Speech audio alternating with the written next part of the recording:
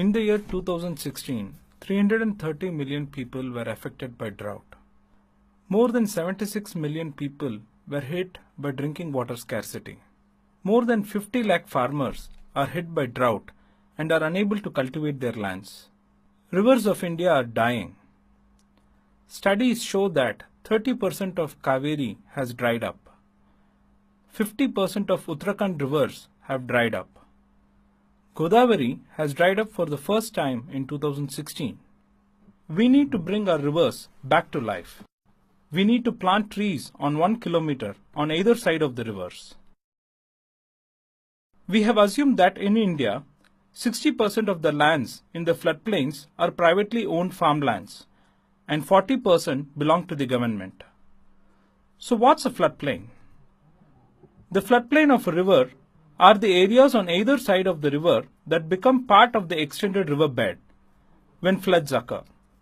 Basically, a floodplain is created by the deposition of mineral-rich soil carried by the river from its origin. So we need to plant trees on either side of the rivers. But how does this work? Let's see.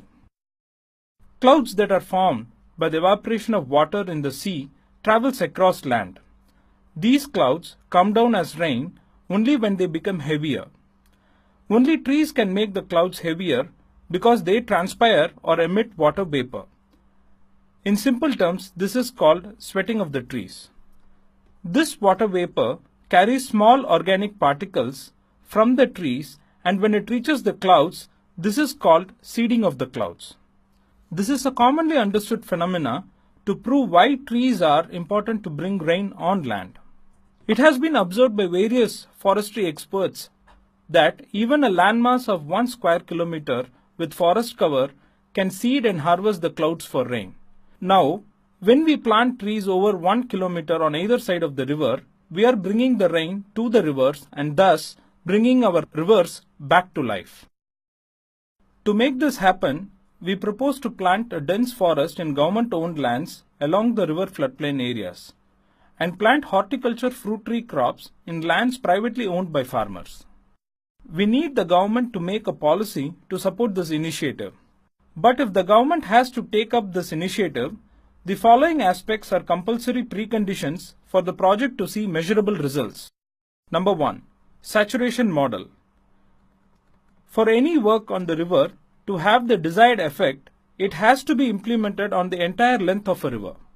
Therefore, the initiative of floodplain tree plantation has to be done from the start of the floodplain of a river up to the estuary zone of the river, that is, where the river meets the ocean.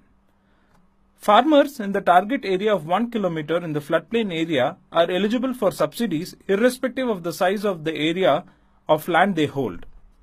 Number 2. Production of quality planting material. By establishing nurseries, a tree plantation activity of this scale at a width of 1 kilometer on both sides of rivers running hundreds of kilometers will require millions of quality planting material. This activity will in itself take more than a few years. Without getting this started, it will be difficult to imagine a planned implementation of floodplain tree plantation. Number 3.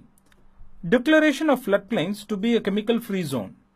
According to the definition of what a river is by Government of India, as shared above, Nirmal Dhara, unpolluted flow is a compulsory requirement. Therefore, it becomes necessary that the trees grown on the floodplain do not use any chemicals to ensure good quality of water of the river. Number 4. Institutionalization of riverine community farmers through farmer-producer organizations. The biggest bane of the farming community in India is its lack of organization. By helping farmers join farmer-producer organizations, the government can provide and implement schemes to these large groups seamlessly. Their aggregated produce will get them a better bargaining price. Number 5. Behavior change communication activity for farmers. Floodplain farmers are usually the better off ones of the entire farming community. The process of transitioning from their present profitable crop to tree plantation will be a challenging one. Until and unless farmers are educated on the importance of their conversion, it will be difficult to see change in cropping pattern and water usage. Number 6. Mandatory micro-irrigation practice in floodplains. micro irrigation will give more crop per drop. It efficiently uses water to increase crop yields. Number 7. Institutional setup to provide certification of organic produce. When farmers' produce are organically certified by the government, they get a better price for the produce. Number 8.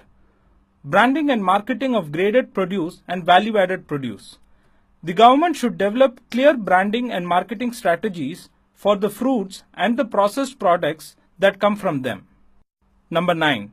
Special economic zones for fruits. Right now, 70% of India's fruits are going waste because of lack of access to processing units which convert them into non-perishable products like jam, squash, etc. Agro-processing units should be set up at quick intervals of say 25 kilometers each. Number 10. Consumer awareness generation. Importance of consuming fruits and health benefits of eating non-pesticide produce and organic produce is very important. Number 11. Compulsory crop and livestock insurance. De-risking the farmers from unforeseen risks. All the farmers in the project's floodplain area need to have crop and livestock insurance as a qualifying parameter for applying the scheme. Number 12. Compensation of notional loss of farmers' income. Conversion into horticulture crop by the farmer involves loss of income till the fruit trees start to yield fruits. Therefore, the notional loss of income for the farmer is to be adequately compensated by a suitable mechanism. Number 13. Online platforms. To facilitate certification of produce, access government schemes, and to obtain generic and specific crop and livestock insurance, it will be useful to make it all available through online platforms. This has already been proven to work in Rajasthan. Number 14. Convergence through nodal agency. For all the above mentioned activities, a single window clearance system by establishing one nodal agency will make the process very efficient. Forest creation in government lands through community participation. Now, when there are trees on either side of the rivers, let's see what will be the impact. The environmental impact. 21 major rivers are saved. 46,000 square kilometers of green cover are created.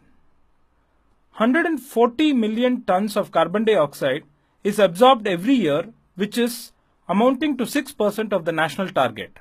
Increase in green cover by 4 million hectares, which is 13% of the national aspiration. In the social impact region, average farmers' income doubles in 5 years, quadruples in 10 years. Directly benefits 2.3 million farmers. Healthy lifestyle change will happen because of eating more fruits. On the economic side, the rural economy will be boosted up to 1 lakh crores, which is equivalent to 1.1% increase in GDP.